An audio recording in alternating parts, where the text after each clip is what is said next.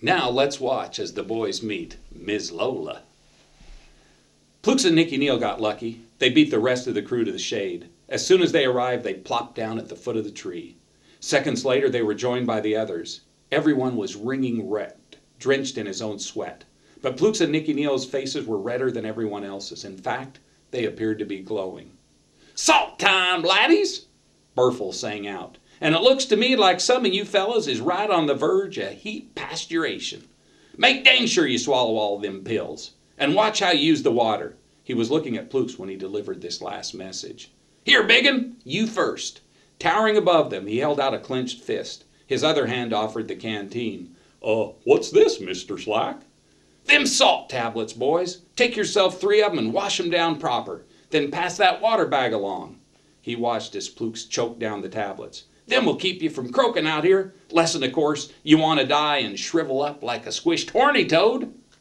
Plooks was convinced. After he downed his salt ration, he guzzled a 10 count of precious water and extended the bag to his partner. But Nicky Neal couldn't take it right away. He was busy reaching for his own tablets on Burfle's open palm. When he had scooped his share, he turned to accept the canteen, but Plooks had let it sag beyond his reach. Nicky Neal was about to say something to him when he noticed his partner was mesmerized by something on Burfle's arm. His fixation quickly came to Slack's attention. "What you looking at, kid?" But Plooks' eyes only widened. He was unable to answer. "Oh, you done spotted Miz Lola." Plooks nodded and continued to eyeball the field boss's arm. By this time, Nicky Neal had spied the object of his partner's curiosity and couldn't help but stare at it too.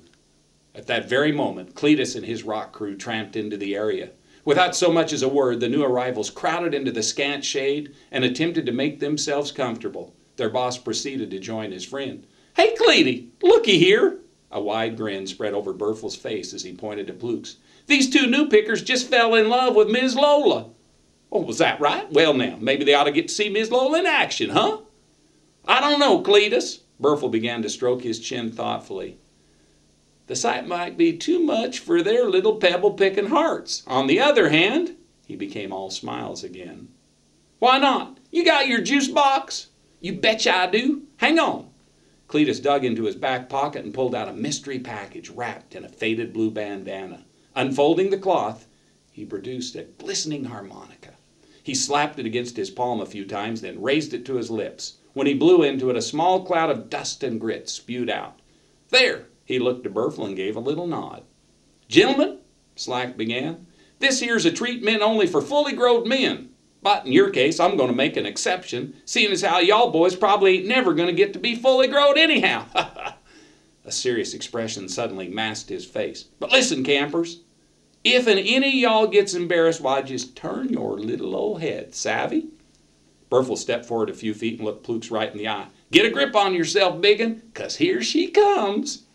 He began to roll his shirt sleeve up as far as it would go. What he revealed in blazing color was the sight the likes of which the boys had never witnessed. Right there, for all the world to see, occupying his entire upper arm, clear up to his shoulder, was a tattoo of a Polynesian lady wearing nothing but a wispy grass skirt and a smile. Luckily for her, long, dark folds of hair fell across her shoulders and partially shielded her from total embarrassment. "Hit it, Clede!" Burfle called out spryly, and his partner began to blow an old playground favorite. To the boys' complete astonishment, their foul field boss broke into song. "There's a place in France where the ladies do a dance." As he sang, Burfle flexed and unflexed his considerable muscle, causing the tattoo lady to sway back and forth as if she had come to life right there on his hairy bicep.